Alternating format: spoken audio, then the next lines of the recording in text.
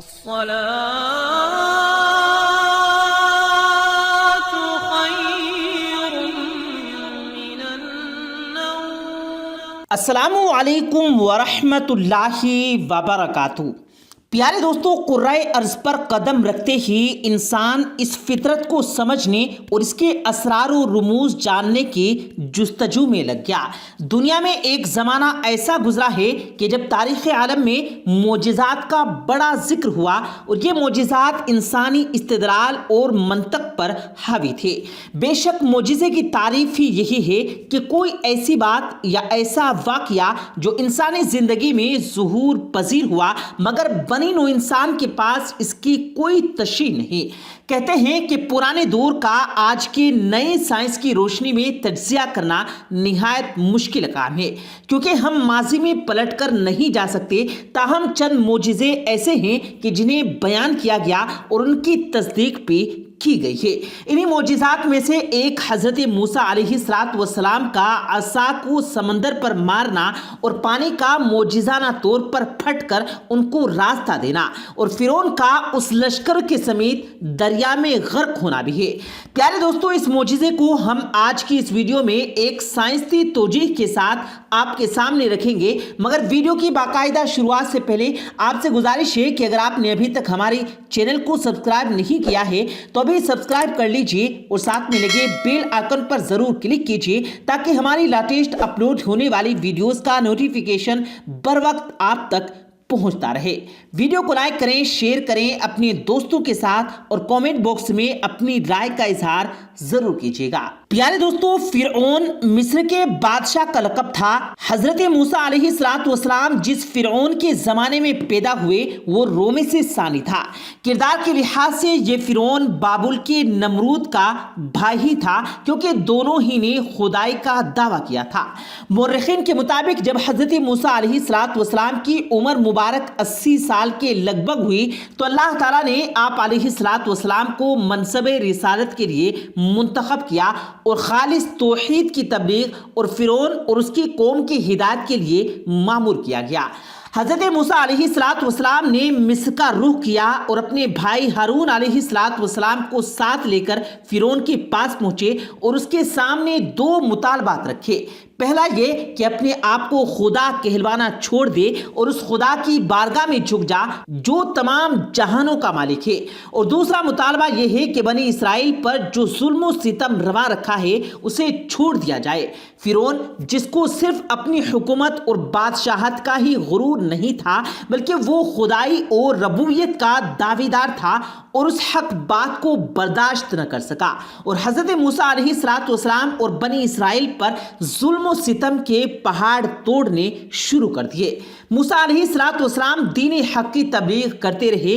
اسی دوران یہ حکم نازل ہوا کہ بنی اسرائیل مصریوں سے علیحدہ اپنی بستی آباد کریں اور مصر سے نکل جائیں۔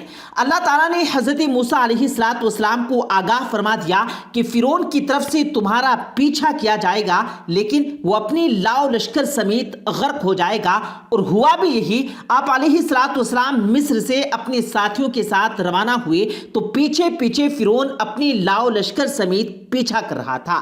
جب بحیرہ کلزم کے قریب حضرت موسیٰ علیہ السلام پہنچے تو آپ نے اللہ کے حکم کے مطابق اپنے عصا کو پانی پر مارا، جس سے سمندر میں راستہ بن گیا اور حضرت موسیٰ علیہ السلام اپنے ساتھیوں سمیت وہاں سے گزر گئے۔ ادھر جب فرعون پیچھا کرتا ہوا اسی راستے سے گزرنے لگا تو اللہ نے پانی کے شگاف کو دوبارہ ملا دیا اور اسی طرح فرعون اپنی تمام فوج کے ساتھ ہمیشہ کے لیے غرق ہو گیا۔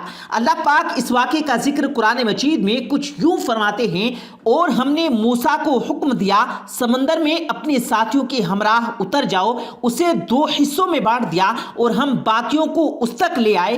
پچھلے زمانوں میں قرآن کے بعض شارحین نے اس کو غالباً فلکیاتی اسباب کی بنا پر ایک مد و زجر کا واقعہ خیال کیا، بعض نے اس کو کسی دور افتادہ مقام پر ہونے والے آتش فشانی عمل سے متعلق سمجھا، لیکن یہ سب کچھ صرف ایک خاص مفروضہ ہے۔ حضرت موسیٰ علیہ السلام اور بنی اسرائیل کا سمندر سے گزرنے کا واقعہ بہت سی تحریروں اور سائنسی مطالعہ موضوع رہا ہے۔ جدید سائنسی تحقیق کے مطابق سائنسدان سمندر کے 2 پارٹوں میں تقسیم کے متعلق معنی خیز نتائج تک پہنچ چکے ہیں۔ 2 رشین سائنسدانوں نے ثابت کیا ہے کہ حضرت موسیٰ علیہ السلام نے سمندر کے ٹکڑے واقعتاً کیے ہوں گے۔ ان دونوں سائنسدانوں نے ان حالات کی چھان بین کی اور وہ اس واقعے کی تصدیق تک پہنچ گئے۔ اکیڈمی آف سائنس میں شائع شدہ ایک مقالے کے مطابق اس وقت بحیرہ احمر میں سطح کے عین قریب ایک سمندری چٹان تھی۔ وہاں سے سائنسدانوں نے ہوا کی رفتار اور طوفان کی طاقت کا اندازہ کیا تو اس خشک چٹان کی اونچا کرنے کو درکار تھی، تو واضح ہو گیا کہ ہوا کی رفتار 30 میٹر پر سیکنڈ میں سمندر کو پچھاڑ دیا ہوگا اور چٹان سامنے آ گئی ہوگی۔ اس سائنسدان کے مطابق اگر ہوا 30 میٹر پر سیکنڈ کے حساب سے ساری رات چلتی رہی ہو تو چٹان خشک اور سامنے آ گئی ہوگی۔ مزید یہ کہ اس وقت فرعون کے لشکر کی تعداد لگ بھگ 6 لاکھ تھی اور انہیں اس 7 کلومیٹر کی چٹان کو پار کرنے میں 4 گھنٹے درکار تھے، جبکہ پانی نے آدھے گھنٹے میں واپس آ جانا تھا۔ اس معجزے کو سائنس کی قوانین کی روشنی میں جانچا گیا تو سائنسدان اس نتیجے پر پہنچے کہ ہم مانتے ہیں کہ خدا فزکس کے قوانین کے ذریعے زمین پر حکومت کر رہا ہے، لہٰذا اس بات کو فراموش نہیں کرنا چاہیے کہ اللہ جب چاہے کیسے بھی حالات پیدا کر سکتا ہے۔ یہاں معجزانہ پہلو یہ ہے کہ یہ سب واقعات اور ہوا کی رفتار، وقت اور جگہ حضرت موسیٰ علیہ السلام کے گروہ کے پہنچنے پر ہی رونما ہوا۔ پانی کا سکڑنا اور فرعون کے لشکر کے آنے پر پانی کا پاس آ جانا یہ اس بات کی واضح دلیل ہے کہ یہ واقعہ سراسر معجزہ ہے۔ اس سائنسی مظہر قدرت جس کا ذکر قرآن مجید میں بھی آیا ہے، اس کی تصدیق جدید سائنس نے بھی کر دی ہے۔ سمندر کے حضرت موسیٰ علیہ السلام کو راستہ دینے کے معجزے کے حوالے سے حال ہی میں ہونے والی تحقیق کے مطابق بحری سائنس کے ماہرین اس بات کی توثیق کرتے ہیں کہ انتہائی تیز رفتار ہوائیں اتنی طاقت رکھتی ہیں کہ دریا یا سمندر کے کسی خاص حصے سے پانی کو اڑا کر اس جگہ کو بالکل سوکھا بنا دے، اور یہ جگہ دریا کے کسی بھی حصے میں ہو سکتی ہے۔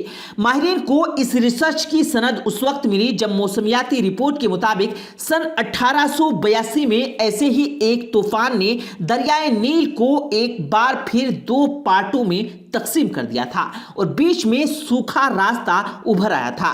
طوفان کی شدت کم ہونے کے بعد پانی واپس اپنی جگہ پر آ گیا تھا، اور ایسا ہی ایک اور واقعہ چند سال پہلے جزائر کیریبین میں بھی دیکھنے میں آیا جب اروما نامی طوفان نے وہاں موجود سمندر بالکل سوکھا کر دیا تھا، ایک راستے کی صورت میں نمودار ہوئی تھی۔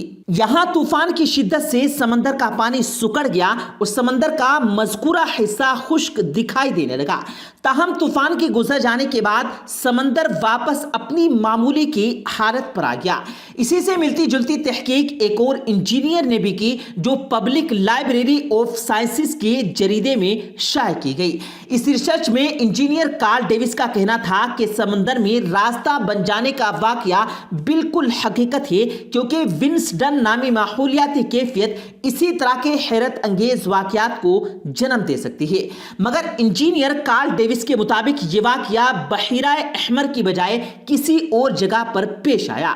بہرحال جگہ اور وقت کے حوالے سے آراء مختلف ہو سکتی ہیں، لیکن یہ تمام سائنسی شواہد اور ان تمام سائنسدانوں کی باتیں یہ ثابت کرتی ہیں کہ وہ قرآن کریم میں بیان کردہ موسیٰ علیہ السلام کے معجزے کو مانتے ہیں اور قرآن کریم کی حقانیت کا اعتراف کر رہے ہیں۔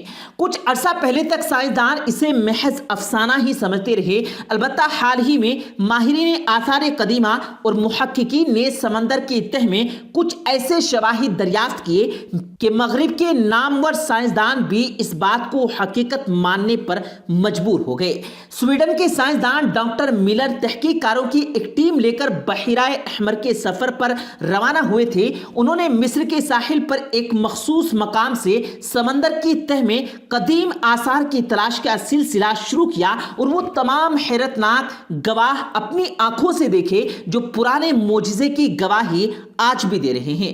اس رپورٹ کے مطابق سمندر کی تہ میں آج بھی ٹوٹے پھوٹے رتھ بکھرے پڑے ہیں جن کے پہیے سونے کے ہیں اور اس کے آس پاس ہزاروں سال پرانی تلواریں اور دوسرے پرانے ہتھیار بھی بکھرے پڑے ہیں۔ جہاں قدیم دور کے رتھ اور ہتھیار ملے وہیں انسانوں اور گھوڑوں کی ہڈیاں بھی بڑی تعداد میں پائی گئی ہیں۔ ڈاکٹر ملر کا کہنا ہے کہ ان چیزوں کا اس کے سوا اور کیا مطلب ہو سکتا ہے کہ یہ فرعون کی فوج کا سامان ہے۔ پیارے دوستو، یہ تھی حضرت موسیٰ علیہ السلام کے اس معجزے کی تفصیل اور سائنسی توضیحات جو ہم نے آپ کے سامنے رکھی۔ پیارے دوستو، امید کرتے ہیں آپ کو آج کی ہماری یہ ویڈیو ضرور پسند آئی ہوگی۔